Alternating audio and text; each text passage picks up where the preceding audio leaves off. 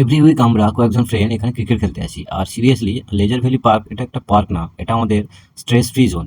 কেউ ব্যাটিং নিয়ে over confident আর কেউ বোলিং করতে এসে ফুল আইপিএল মুডে থাকে। আর ফিল্ডিং ফিল্ডিং তো আমাদের প্রায় সবাই মোটামুটি খারাপই করে। এমনিতে যে টিম হারে তার কাছ থেকে আমরা কোল্ড ড্রিঙ্ক খেয়ে থাকি। আজ আগেই খেয়ে ফেলেছি, আর পরে এটা পরের দিন হবে। বিকেলে হাওয়া খেতে খেতে একটু বন্ধুদের সঙ্গে আড্ডা দিয়ে আমরা যে যার রুমে চলে যাই।